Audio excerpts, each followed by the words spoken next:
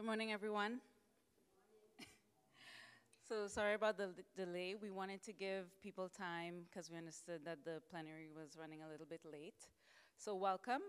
Our session today Recording is in called progress. Innovative Approaches to Building Adaptive Social Protection Systems for Disaster Risk Reduction. My name is Asha Williams. I'm a Senior Social Protection Specialist with the World Bank. And today we'll be sharing with you some innovative cases about how countries have adapted their social protection systems to support DRR objectives. And before I begin, I wanted to remind everyone about why this is important. This is a picture of an elderly woman in Dominica. On the left, that is what used to be her home. It was a very modest home before the Hurricane Maria in 2018, and they lost everything. And so at the end of the day, adaptive social protection is really about people and how we help people become more resilient and recover from shocks. So what is adaptive social protection? At the World Bank, our framing of adaptive social protection outlines that social protection is really about building, adaptive social protection systems, is really about building systems that can be prepared and enhanced ahead of large-scale shocks, and to build the resilience of poor and vulnerable households so that they're more resilient before shocks occur. They can cope when shocks occur much more effectively, and they're much more resilient after the shock. And we do this by building three interlinked capacities. First, we try to support households' preparatory capacity. We want households to be more prepared before the shocks occur. And we do that by providing increased access to social safety nets, by providing information so they can manage risks, and also by providing support before shocks to increase their resilience, such as financial inclusion. We also try to make households cope much more effectively when shocks occur, so during the actual shock. Trying to get to the shock through scaling up your social protection programs so that the households don't resort to negative coping mechanisms. And then most importantly, we want to build adaptive capacity. We want households to be more resilient and to reduce their vulnerability to shocks after they occur. And we do this by investing in 4 key building blocks. The first are social protection programs and their delivery systems. So social protection programs, for those who are not familiar, include your non-contributory social safety net programs, your cash transfer programs, contributory social security mechanisms, labor market programs, and the delivery systems that support the delivery of these programs, like payment mechanisms, the staff that actually work for these programs as well. And so you want to channel your assistance to the household through these mechanisms. Data and information is also very critical. You want to be able to inform and support the deployment of timely social assistance. You want to leverage the information systems that support social protection programs. And these include your social registries, which are really repositories of information about socioeconomic vulnerability of households. You want to connect these systems and data to your disaster risk management information systems as well, such as early warning systems, so that you can provide timely response and you can have a better understanding of what the risks households face. And then you want to build institutional arrangements and partnerships by forming clear roles and linkages between social protection, disaster risk management sectors, and also other sectors. Because responding to households that are affected by shocks is not something that one sector is responsible for. It's a multi-sectoral response that usually is required to respond to the needs of households. So making sure that there are clear roles and responsibilities and institutional arrangements ahead of time is also critical. And then most importantly, you want to ensure that there's predictable financing so that you can deliver the social protection responses and the funds can be earmarked for these responses and delivered quickly to the affected households. Because data has shown that the more early and timely a response is, it actually reduces the cost and helps facilitate faster recovery. So why is adaptive social protection needed? I don't think I need to tell you about the increased frequency and severity of shocks I'll be preaching to the choir, as we say in English. If I do that, you know that shocks are increasing and that they're increasingly severe and interconnected. And they affect poor and vulnerable households much more and disproportionately than other types of households. The poor tend to lose a larger share of their assets. They have very little, and so they lose most of it when shocks occur. They often resort to negative coping mechanisms like taking their children out of school to go work. They forego consumption of healthy and nutritious meals. They sell off the few assets that they have in order to recover more quickly. And shocks also push people into poverty. So you may be a non-poor household, and you will be pushed into poverty because the shock has, destroyed all your assets or taken away your livelihood. And this is compounded by the overlapping shocks and megatrends that we see having catastrophic impacts. So we just came out of a very severe pandemic. There's food insecurity in several countries. Climate change is threatening the livelihoods of millions of people across the globe. Conflict and violence. Informality, a lot of workers are still not covered by social security mechanisms, and therefore their incomes are not reliable and quite tenuous. There are demographic trends in different places where you may have increasing aging populations in one region, but also youth bulges and not enough work to cover those young people. And so these are all increasing the vulnerability of people and households across the globe. And social protection has evolved over the years, but is it adaptive? We've seen an increase in social protection coverage in several countries.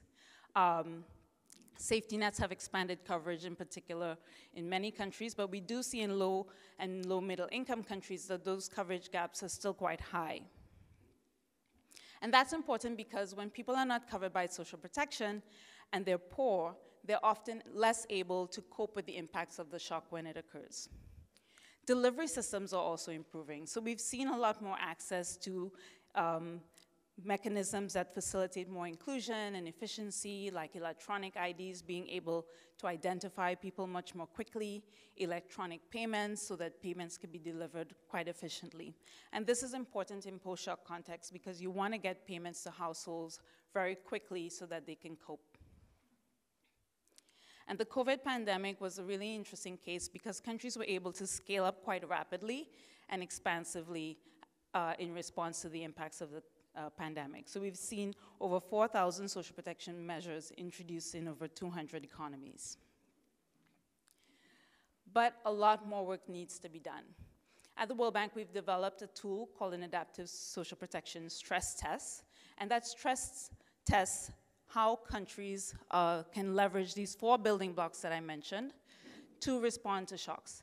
And we see in different regions, in Latin America and the Caribbean, in sub-Saharan Africa, in South Asia, and several East Asian Pacific Island countries, that countries are still operating at latent and nascent levels when it comes to these building blocks. So their institutional arrangements are often not well established.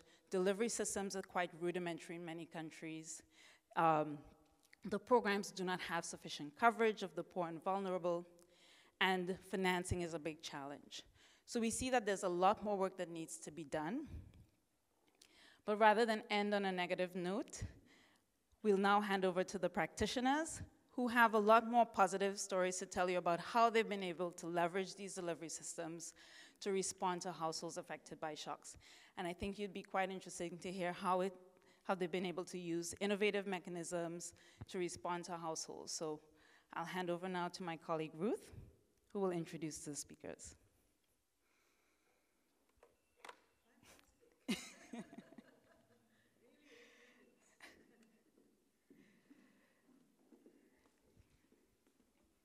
I have to time myself now? Yeah. Okay. Good morning, everyone. And thank you so much, Asha, for the very succinct framing on the building blocks of ASP, adaptive social protection. And indeed, ASP helps build the resilience of poor and vulnerable households by investing in their capacity to prepare for, cope with and adapt to different types of shocks, ensuring that they do not fall deeper or fall back into poverty. And now we proceed with the panel presentations, and may I request all our speakers to please come and join me in front of the stage, please. So we have 5 distinguished speakers for this session, and by order of presentation, let me briefly introduce our panelists. So first we have Ms. Vilma Cabrera, who is the Undersecretary, the Deputy Minister of the National Household Targeting System and Pantawid Pamilyang Filipino Program. This is the largest conditional cash transfer program in the Philippines.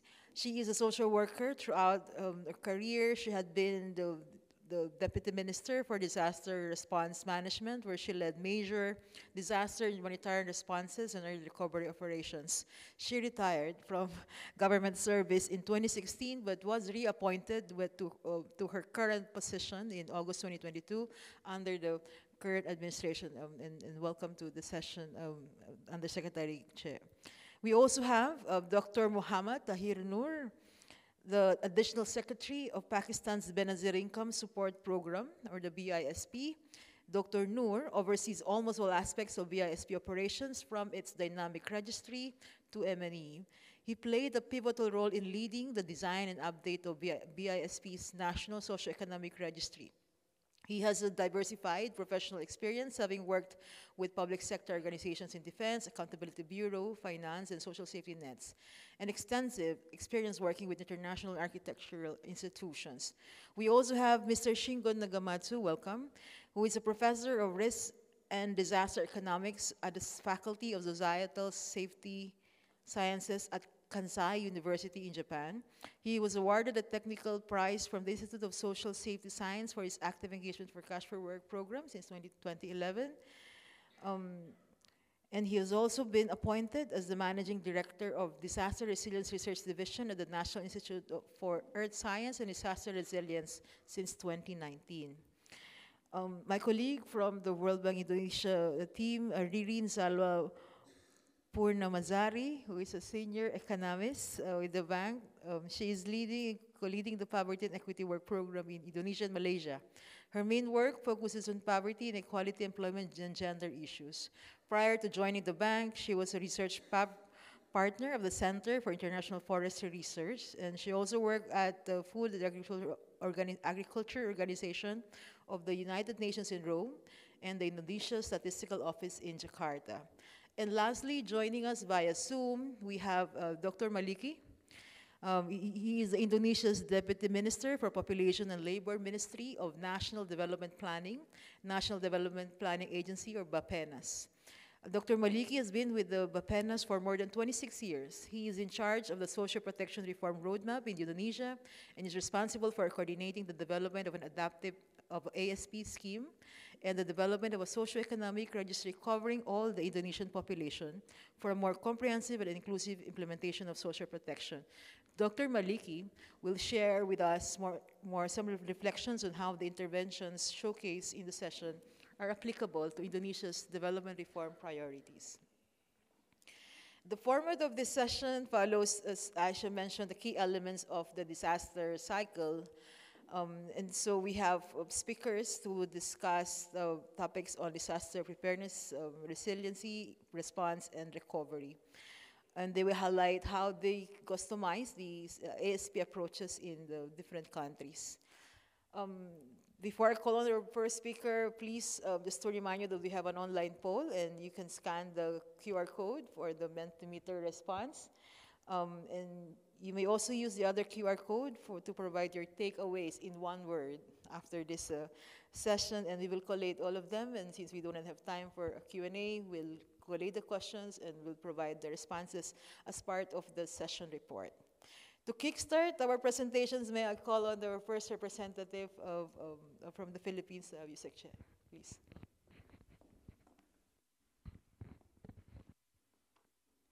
Good morning, everyone. Thank you very much for choosing this topic. I'm Cheche Cabrera. I'm from the Philippines. My country is a very beautiful country, but right now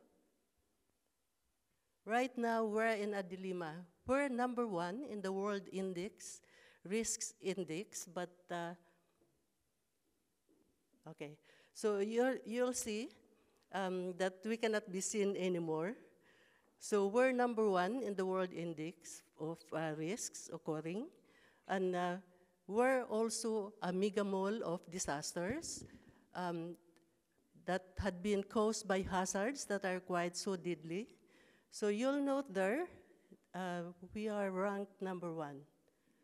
Okay, so because of that status, the Philippines had passed, the Congress of the Philippines had passed in 2010, the National Disaster Risk Reduction Management Act of the Philippines, and with that, the major activities, the major tasks of the country in preventing hazards to lead into disasters had been organized. So there are 4 frames that are considered as very important in the Philippines disaster risk reduction and management.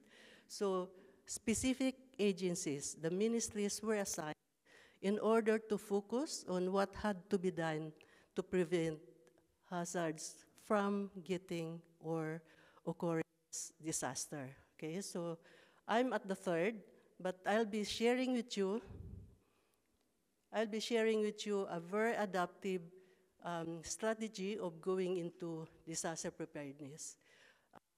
You know, we leverage on the biggest social protection program in the country. We call it Pantawid Pamilyang Pilipino Program, or crossing over from poverty to higher level of well-being.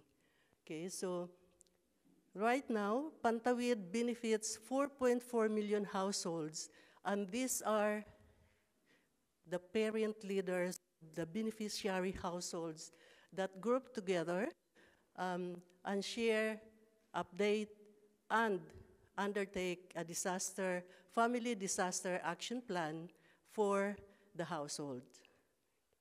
Okay, so this is the biggest social protection program, but also has an aim of changing attitude, leveraging the requirements, because attendance to another activity in the Pantawid Pamilyang program, the family development session is a program requirement, and therefore they should attend a compulsory requirement for the households.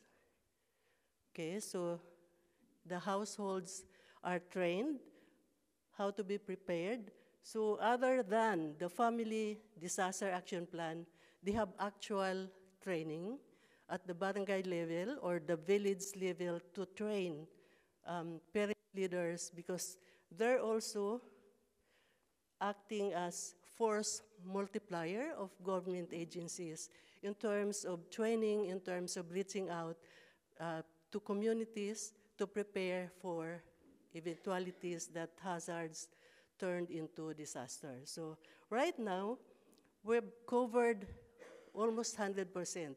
The last province of the Philippines had joined just last March. The Batanes Island group of islands had joined the Tawid Pamilyang Pilipino, a conditional cash transfer, just this March. So that's creating the country's workforce reached out to almost 100%, 99.2% of the LGUs, or the local government units in the country, had been covered with family development sessions. Okay, so there are other disaster preparedness interventions, but I would like to go back to Pantawid, because the conditional cash transfer, also the households act as volunteers in any disaster occurrence, and the household heads are the ones giving out food packs or any humanitarian assistance to affected population.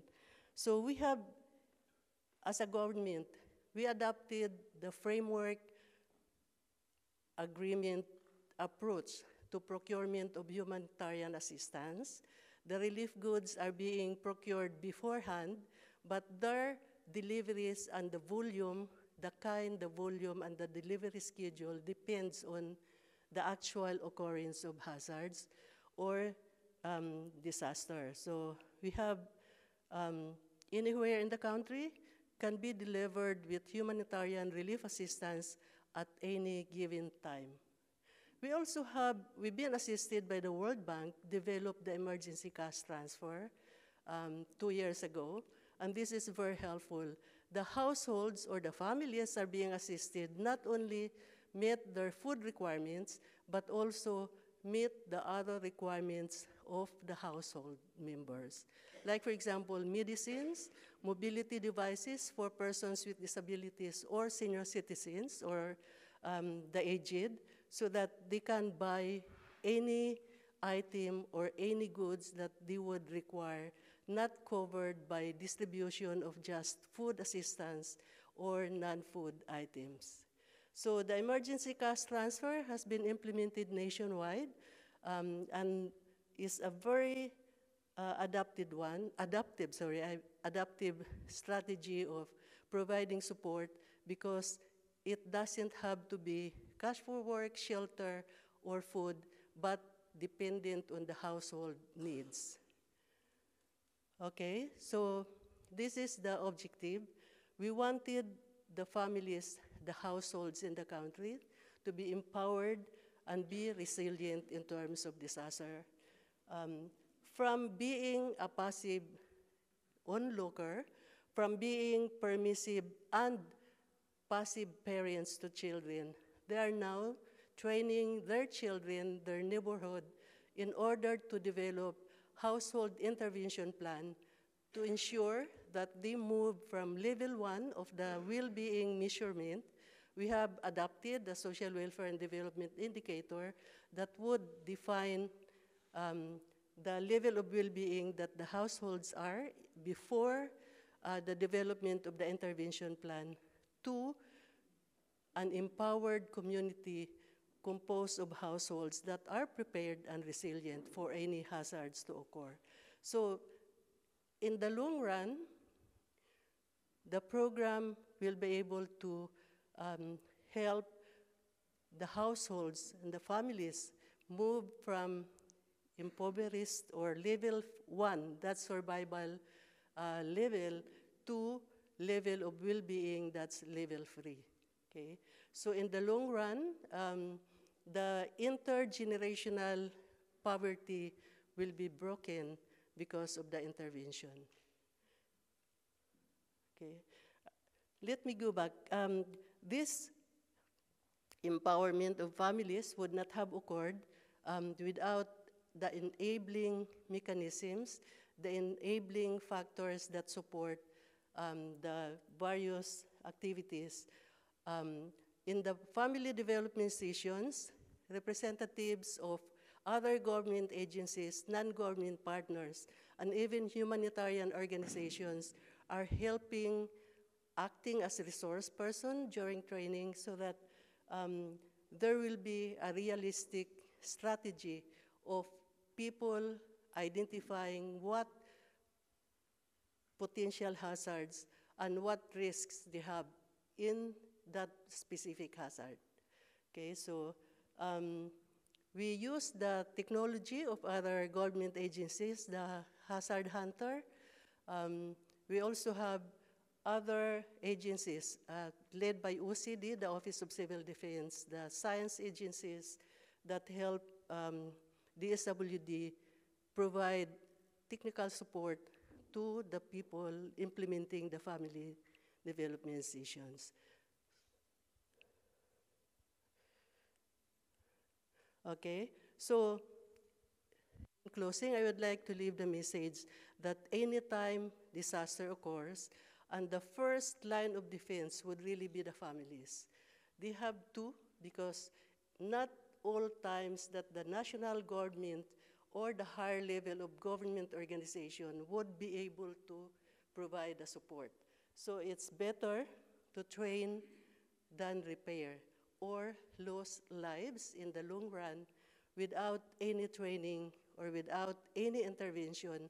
The households, the families will just be left behind. Okay? Through Pantawid, particularly the family development session, we envision to help prevent the intergenerational poverty to occur and prevail. So right now, the poverty in the country is a double digit, but we look forward to reducing this over the years. Thank you very much for listening. I may clarify if you have questions later on. Thank you.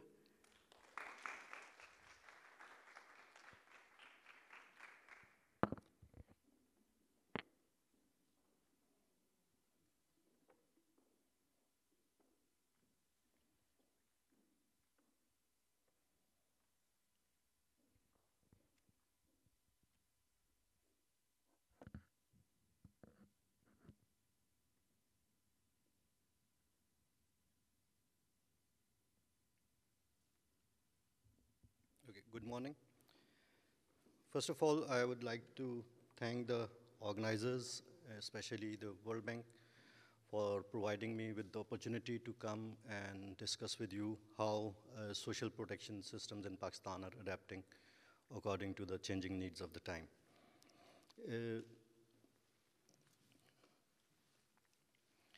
First, the country context. Pakistan is a country of about 250 million people, and we are the 5th most climate vulnerable country and 43rd most exposed to poverty risks.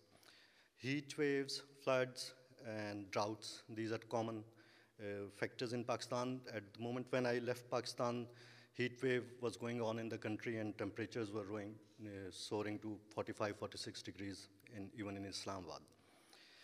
So 54% of the population is vulnerable to poverty due to various health shocks.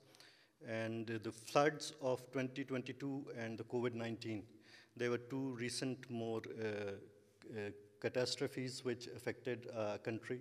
A flood caused 15 billion losses and 33 million individuals are affected. And in pandemic COVID-19, there was an increase in unemployment which rose to almost 7%.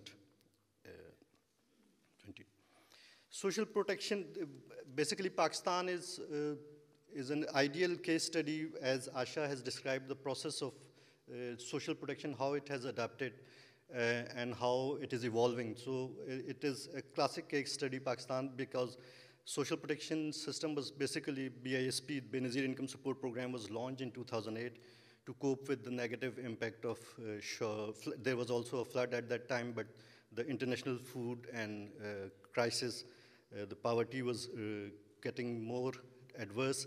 So this program was launched with these objectives to enhance financial capacity of the already vulnerable population and to reduce poverty by equitable distribution of wealth.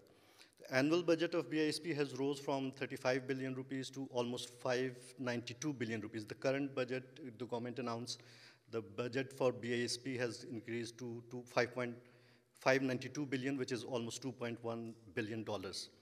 And we are running basically unconditional cash transfer and conditional cash transfers, both programs. For any disaster or anything, I think the most important thing is to identify the people who are living in that area, the targeting mechanisms. And the second most important thing is how to make them swift payments which are transparent and efficient. So I would focus on these two aspects of Benazir Income Support Program. The targeting was done basically through National Socioeconomic Registry, which is a PMT-based proxy means test-based database, which has evolved over the years from a paper-based. Basically, initially in 2008-9, there was a parliamentarian-based community targeting. Then we moved to PMT-based targeting and developed a scorecard. And a survey was conducted in 2008-9, and then it was further enhanced to 2010-12, second part of the survey, second leg, and a rollout of the survey, digital survey. It was in digital survey 2019 and 22. And now we have evolved into a dynamic registry where PMT-based targeting is available to all the population of the country everywhere. There are dynamic registry centers available in the entire country, and almost 650 offices established across the country where you can go and provide your data and your PMT would be calculated on the basis of that, your eligibility would be determined for BISP and all other programs. And in case of shocks, government can always resolve to that data. That has been doing in recent history. And this has been connected with the civil registry. NADRA, National Database Registration Authority, is the civil registry which has identities of almost 198 million people, and almost 97% of adult population is covered. NADRA has 134 million facial images and 1.2 billion fingerprints. So our database NSCR is connected with this NADRA for verification of beneficiaries.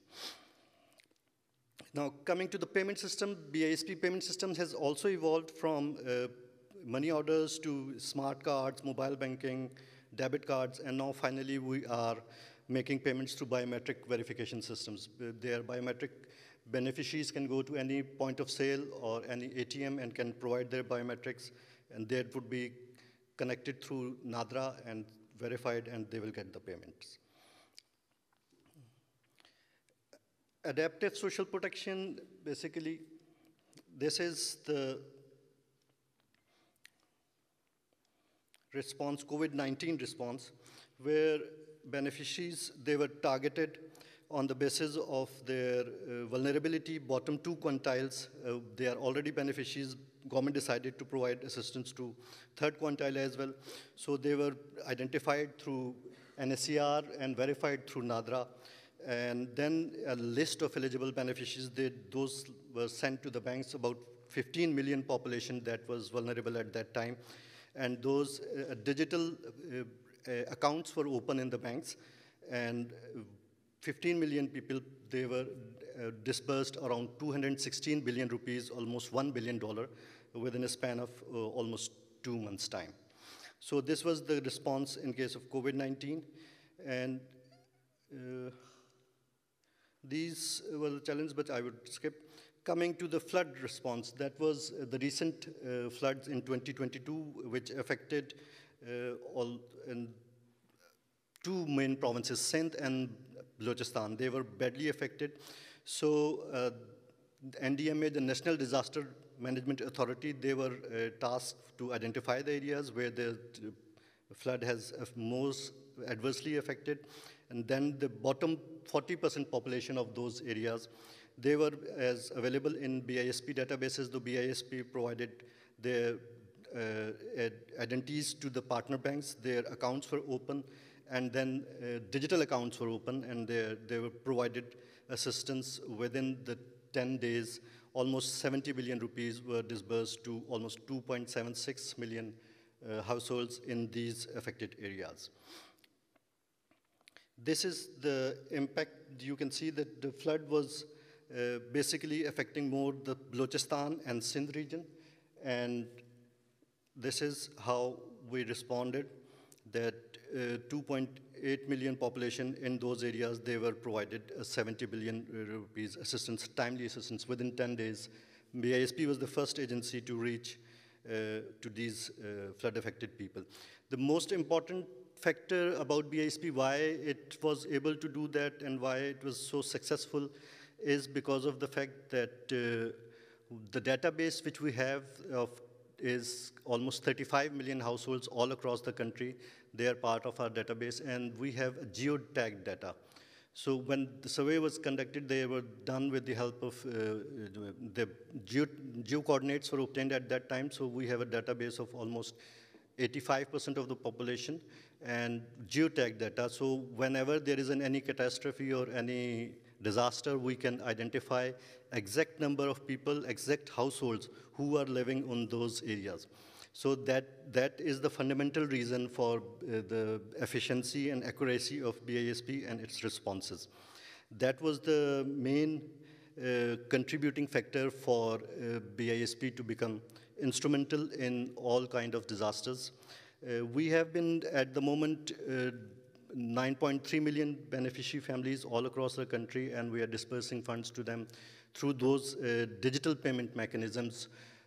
Every quarter, almost $40 per quarter is dispersed to those families. So by these frequent, so we are making payments 4 times a year, and identifying through those NSER, National Socioeconomic Registry, having the experience, it was adopted, we evolved into this responses. It was easy to us because we had that digital setup available with us, both in terms of targeting and in terms of payment. Our payment mechanisms are also established, well established, where we have the connections with the banks, and we can provide without opening the physical account of benefit. You don't have to go to the bank to open an account. Your CNICs are available, beneficiary CNICs are available with BISP, and then we can give those CNICs to the banks, which would be verified through NADRA, the civil registry, and banks would be able to open the accounts immediately. And the beneficiary can go to any point of sale, any biometric-enabled ATM, and they can draw their payments, which would be verified again through NADRA. So these were the basic important elements in our adaptive social protection systems. We are constantly improving and trying to evolve a system where all the population, all vulnerable population could be in our databases, and their payments could be made to them with efficiency and transparency. Thank you very much.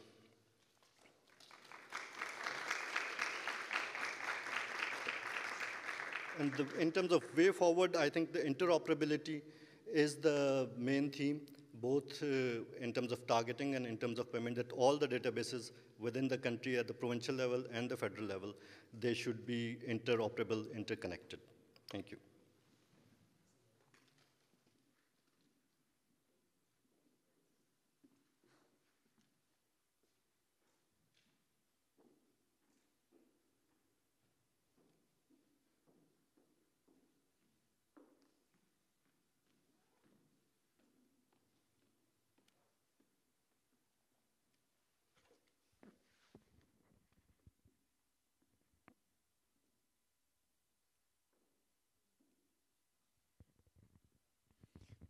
Hello, I'm very happy to share the Japanese experience of the adaptive social protection.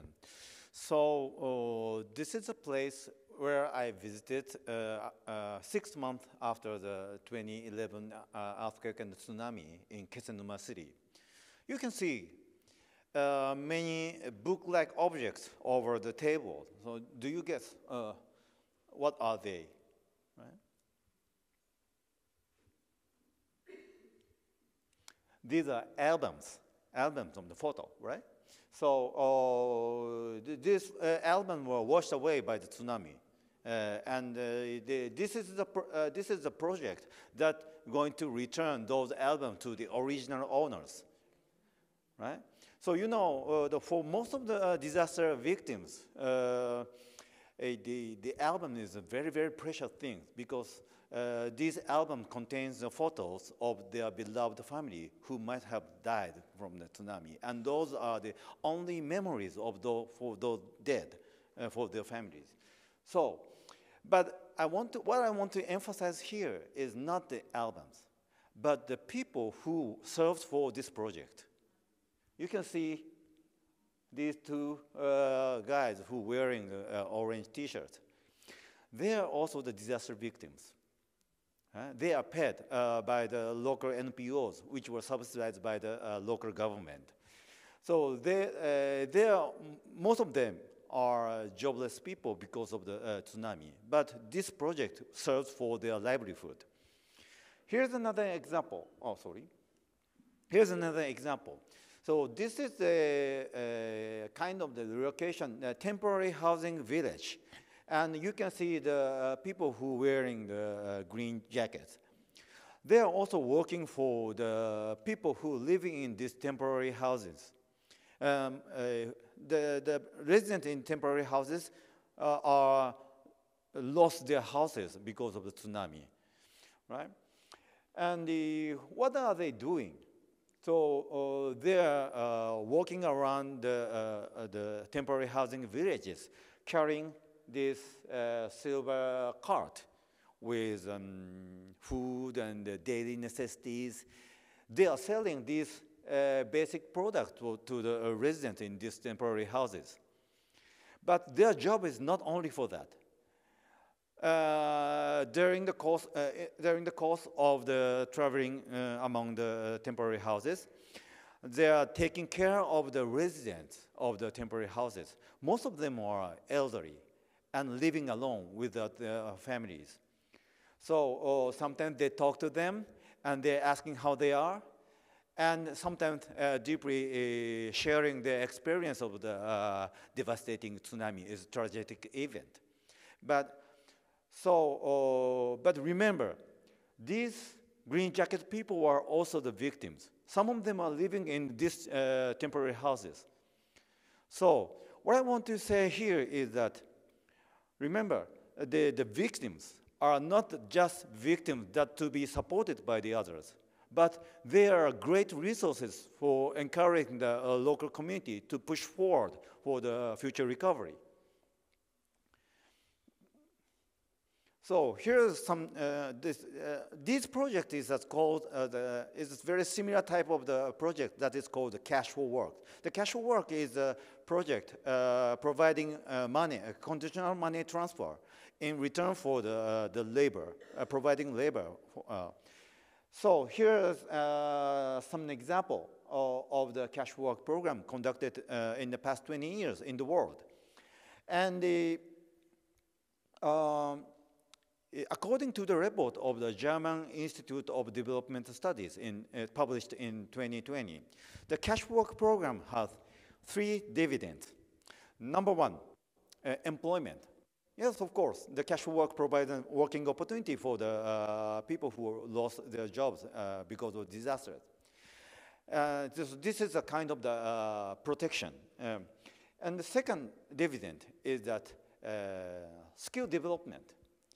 Cash for Work program providing the people, providing the participant the skill which is necessary to find a new job after the recovery phases. So this is a kind of the promoting the adaptation to the new environment after disaster. And number 3, the report said this is infrastructure.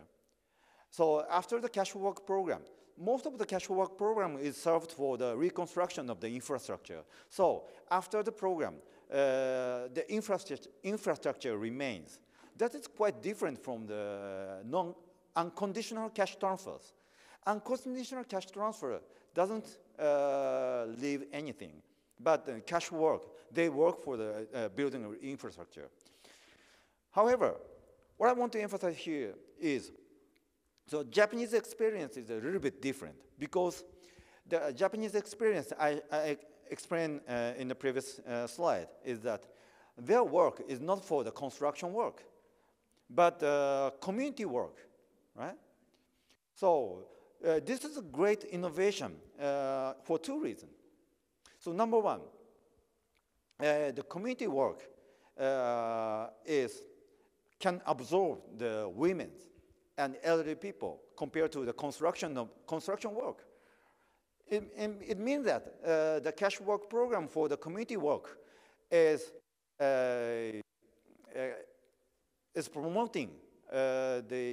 promoting the inclusive disaster recovery of the community. And number 2, the community work is very important to encourage the community members to interact with each other. Of course, disaster destroyed the infrastructure, physical infrastructure.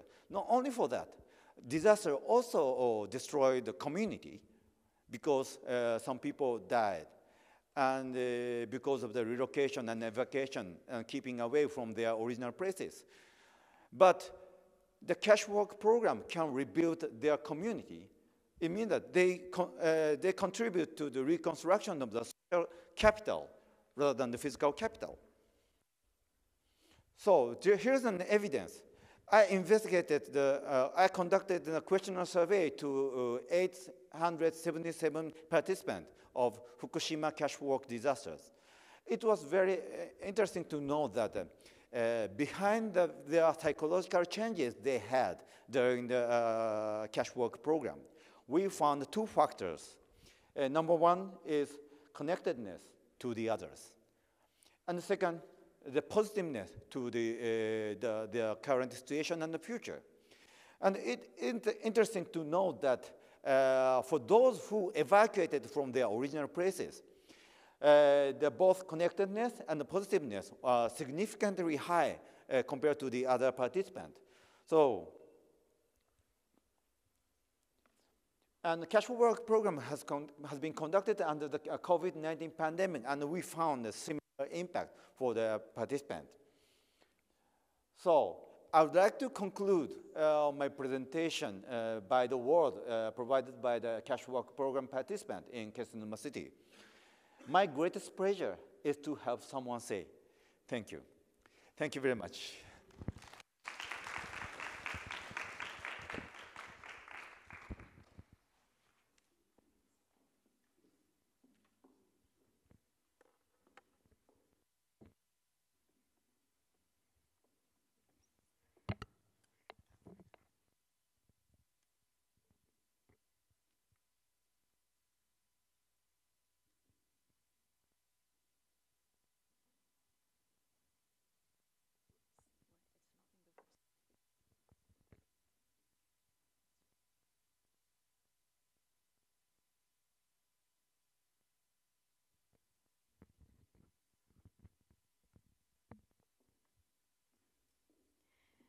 Good morning, selamat pagi in Bahasa Indonesia. I'm from Indonesia, so today I would like to share with you about WellTrack, innovative tool that trying to assess the disaster impact and the welfare recovery of households impacted by the Central Sulawesi disaster. So some of you probably already know Indonesia. Central Sulawesi is one of the provinces of Indonesia. They're located in the central north of Indonesia. The disaster itself hit the Central Sulawesi on September 28, 2018. It started with a huge series of earthquakes, which then trigger tsunami and liquefaction. As far as I know, this is the worst liquefaction ever happened in the world. And most affected area for the tsunami is actually like including the central the capital of the Central Sulawesi province, Palu, and then other 3 districts, including Donggala, Sigi, and the other one, Parigi Montong. Sorry, I forgot the name. The devastations of this disaster is beyond imaginations because it's impacted the life of the people. But for more than 400 people, actually, like. More than 400 people fatalities, about 700 more missing, 4,000 more that actually like also injured, and then even more than 200,000 of those people displaced. Beyond that, they are also like losing in terms of their economic that already cost the province of the Central Sulawesi province up to 40% of the regional GDP. Respond to the natural response have to be nimble and agile because it's the way how actually like the social protection have to be able to make those affected people can stand back to their life as soon as possible. And this is where WellTrack actually come to the time because there are always challenges about trying to get the response become nimble and because there is no real-time data, there is no reliable data, there is no representative data toward the impacted of this livelihood. And this is why the WellTrack, we call it innovative because it combines the satellite imagery that actually, as we know, satellite imagery is actually over a large scale and dynamic observations over time. So at the very first time, remote sense of satellite images from the damaged building in the very first time or in immediate impact after the disaster were used in the sampling strategies for survey household impact of the disaster. So this is the best possible way to get a representative sample affected household. The situation is very difficult to get the representative sample of the household, right? Because of the current situation.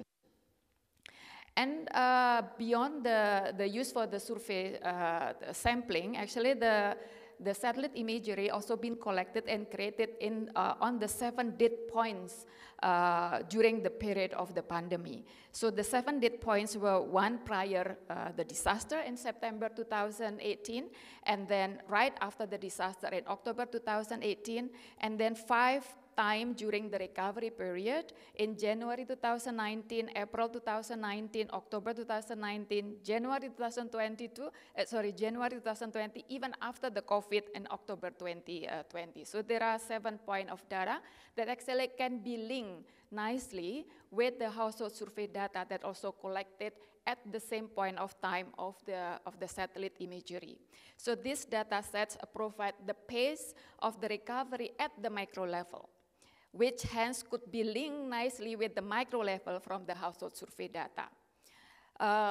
We know that there are a lot of challenges with the situations in the household survey data because people are not living in their own house. Some of them actually move out from their location, right? So this is the reasons where trying to use the satellite imagery will be able to locate where they are, where they move, and then we can attend and collect the data information where they are from during they are in the camp. The data process provide very detailed information at the household level. So the basics of the survey data is actually like collect a lot of information about the impact of the disaster, how the coping mechanisms that they adopted, information also including the household socio-economic status both before disaster and immediately after the disaster. In addition to that, and then because the situation is very difficult and very dynamic, the follow-up survey is actually not conducted using the mobile phone survey. The follow-up of the mobile phone survey is very useful also because it's very easy to track those households, right? So we be able to track them even like when they are still in the camp, after they move to the temporary household, even after they move back to their house after all the recovery. The information that have been collected using the mobile survey data definitely much simpler, but this is all of the information that needed to be monitored over time. This includes, for example, the labor market, health condition, access to services, children's schooling situation, and household access to the variety of recovery. The risk-taking survey were used to regularly and quickly update and to provide information to the government so they will be able to make a decisions based on the data and the situations on the ground. Which one that actually needed, what kind of the needed assistance, and where have to be and how to be deployed. So all of this information and then presented in the interactive website, web-based monitoring dashboard. So the government will be able to try to look at easily because it's very interactive. So can be changed anytime and can be updated every time the data survey is available. So it's updated regularly. And then once a new analysis comes, try to link the micro and macro, this also been updated and uploaded in the system.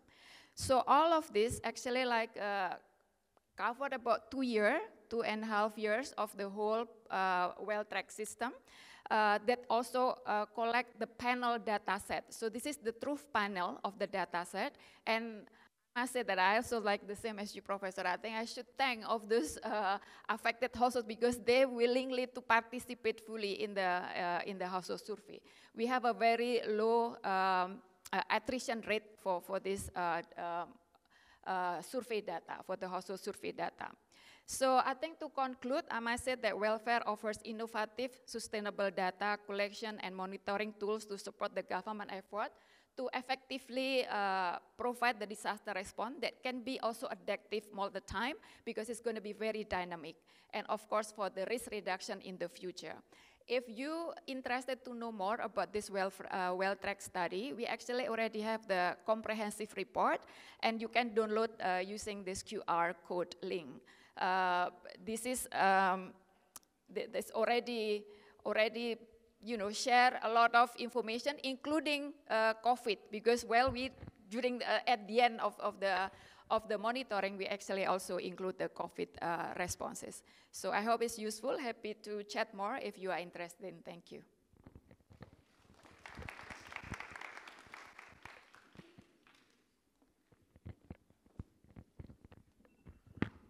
That was perfect, reading. See, the timer is just going on now.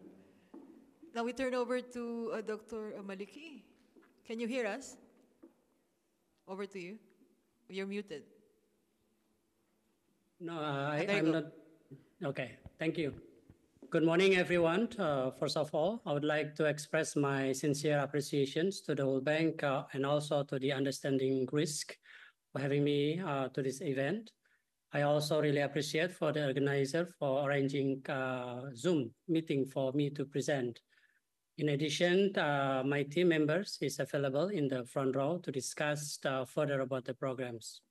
So for the occasions, I would like to emphasize again our updated policy formulations on building more adaptive social protections in Indonesia as one of the game changers in our long-term development plan 2025-2045, realizing Indonesia to be advanced countries in 2045.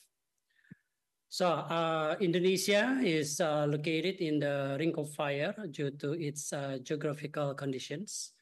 Indonesia experiences frequent natural disasters, totaling 3,542 in 2022. Of this, approximately 90% are hydrometeorological phenomena, with majority of flooding, landslides, drought, heat waves. Yeah, I think we also experience this today. And then also causing economic loss around 22.8 trillion rupiahs. Over 2 million people were affected, including vulnerable groups, while fiscal capacity for disaster risk reductions is less than 50% of the total loss.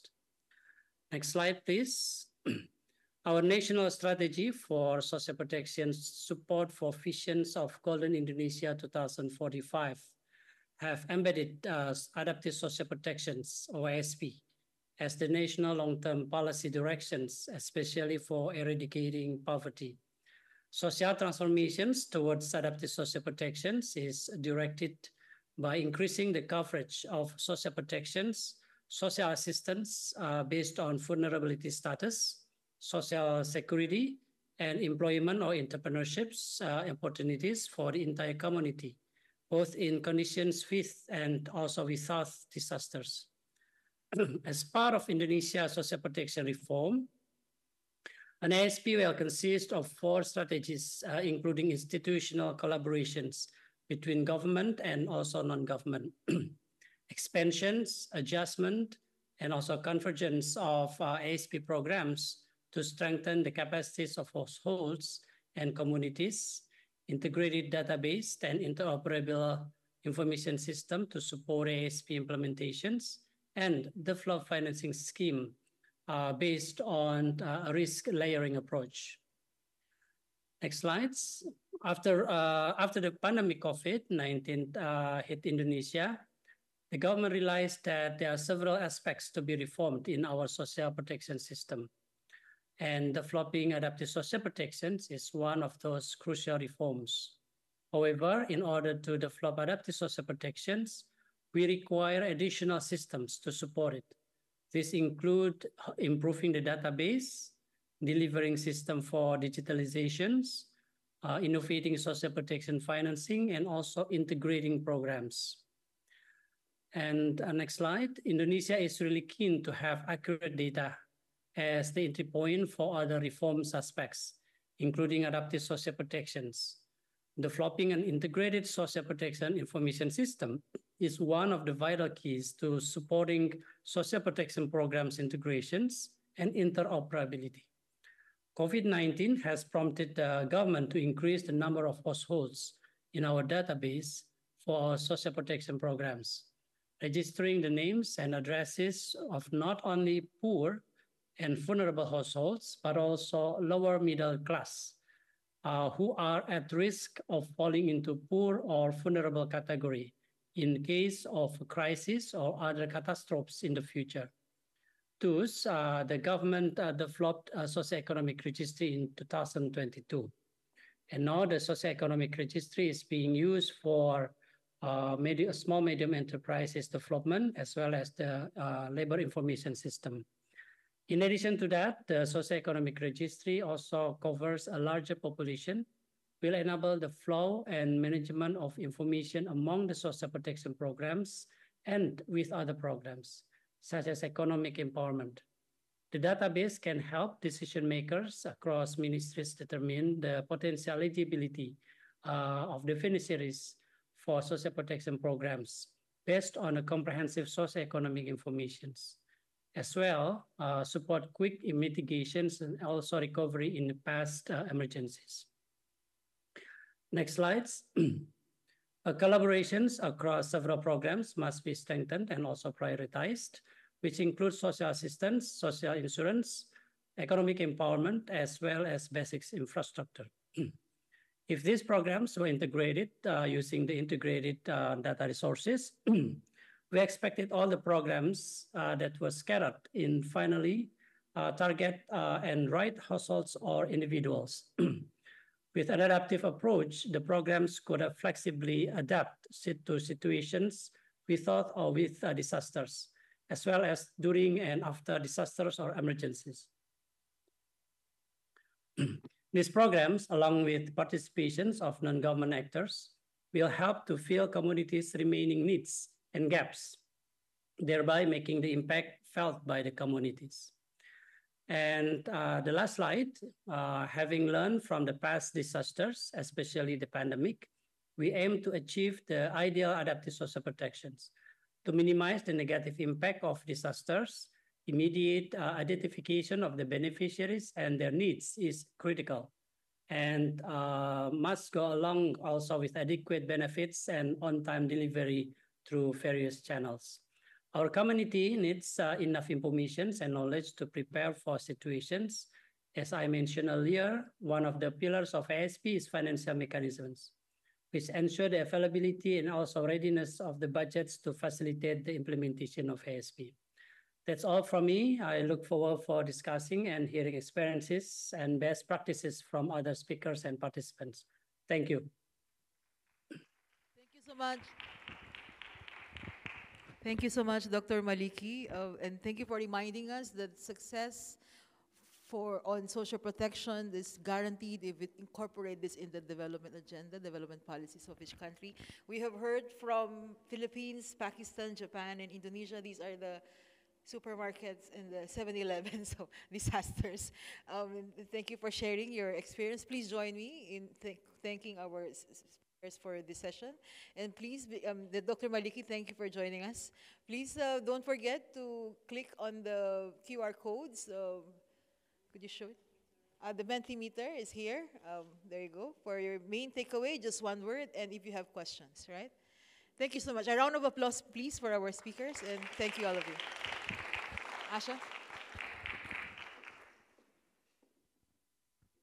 Thank you. Thank you, everyone. Yeah, so we don't have time for Q&A because we've run over, but what I will do is put the Mentimeter back on screen. And even though we're done, we'd really appreciate your feedback. So please do take a minute to scan and provide your feedback on the session. Thank you.